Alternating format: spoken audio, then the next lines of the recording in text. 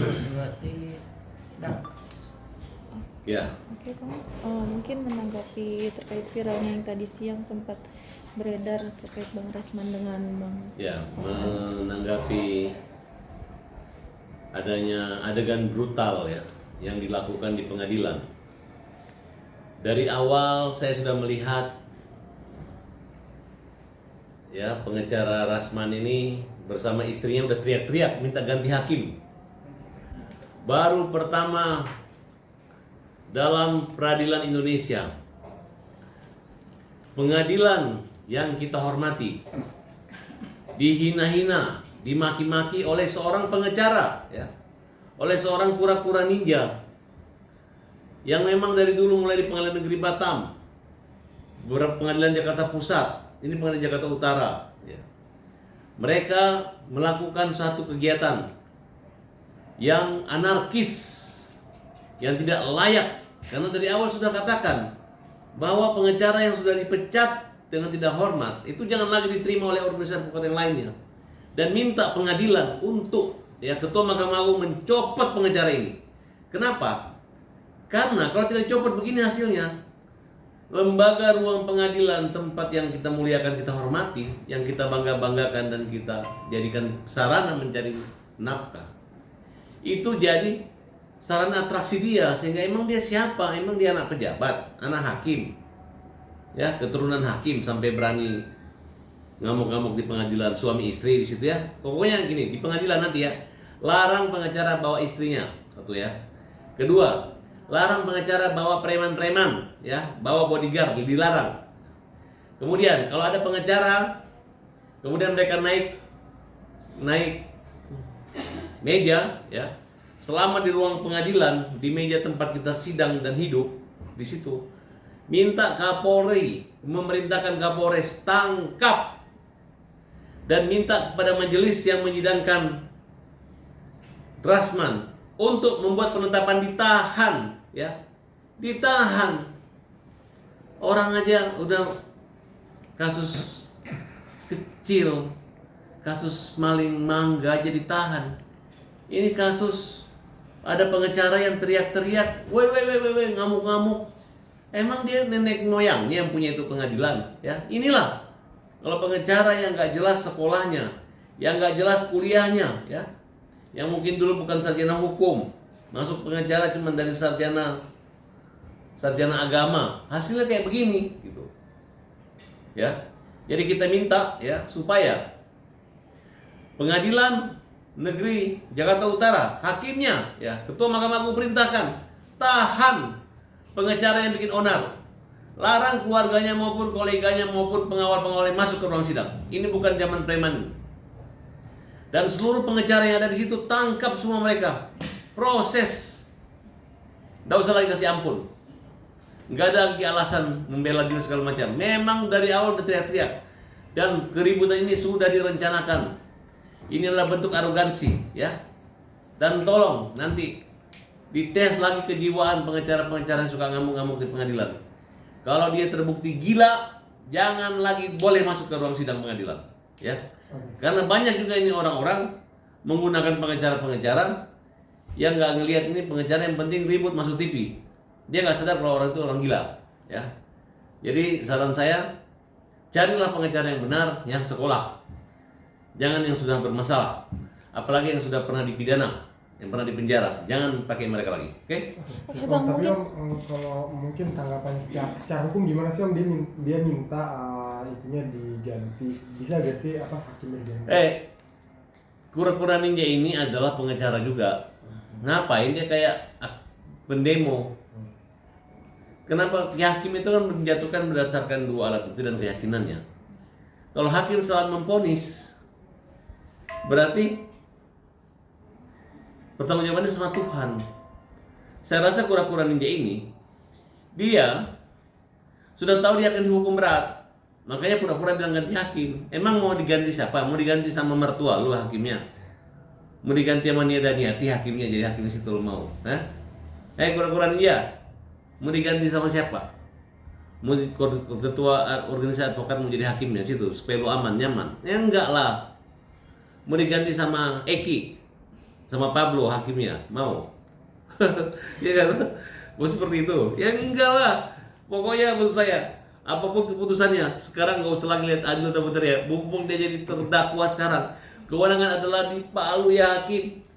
Kalau perlu buat contempt of court, penghinaan terhadap lembaga pengadilan, sidik termasuk pengacara-pengacara, biar kapok itu pengacara-pengacara yang teriak-teriak di pengadilan, ya. Ya. Tapi kan Bang, gini lah, mungkin Bang Rasman sendiri merasa bahwa semua tuduhan yang dia tujukan ke dia itu tidak terbukti. Tapi Bahkan dia ada waktunya membela diri dalam pembacaan pledoinya nanti. Dengan sikap, kan pertimbangan hakim itu kan kalau dia sopan, ramah, saya pastikan dia akan dihukum dengan berat karena tidak sopan, teriak-teriak, ngamuk-ngamuk, bawa istrinya teriak-teriak loh. Belum aja hakim yang memponis minta diganti hakim, teriak-teriak, mencari ketua pengadilan, ngapain? Preman, lawan saya dulu. Kura-kura ninja, kamu mengganggu pengadilan, mengganggu para tabas. Ya. Saya ini punya adik juga hakim, orang tuanya saya juga hakim. Nggak pernah galak-galak amat di pengadilan segitu. Kalau misalnya hakimnya mutis nggak memenuhi selera atau niat gue, paling bapak saya yang telepon dulu, nah jangan galak-galak sama hakim. Ya udah bagus dihukum. Dulu ada pembunuhan dihukum 14 tahun, saya marah-marah, minta hukuman mati, marah-marah saya. Bapak saya yang belum marahin saya. Kalau saya cuma kasih 8 tahun itu, untung dia kasih 14 tahun. Nah, ayah saya ngomong gitu. Ya ternyata pun cuma dapat 7 tahun di Mahkamah Agung sama hakim yang lain. Ya artinya, maksudnya lu jangan galak-galak gitu. Di situ saya belajar, oh iya ya, ngapain gua harus marah gitu. Akhirnya sekarang siapa yang mengganggu di pengadilan, ada pengacara-pengacara teriak-teriak, kita hajar, LSM hajar akan minta supaya kalau hakim memberi bawa besok tahan ini kura-kura ninja. Kalau perlu dengan istrinya, suami istrinya tahan juga. Dengan pengacaranya yang naik apa tuh? Si Cowboy Cengeng. Cowboy Cengeng. Kau pikir ini hutan? Mau lompat-lompat di mana? Di ruang tempat duduk, tempat kau cari makan tuh Cowboy Cengeng. Kau pikir ini di hutan? Itu rambut bikin malu yang rambut gondrong aja kalau udah Cowboy Cengeng, ya. Bang, tapi berarti dengan ini sikap masuknya dengan Hotman sendiri di persidangan tadi seperti apa, Mas? Saya nggak nonton Hotman sidang apa. Kalau Hotman kan memang dia sebagai saksi. Ya, itu dengan sikapnya dia yang diam aja itu seperti apa, Mas?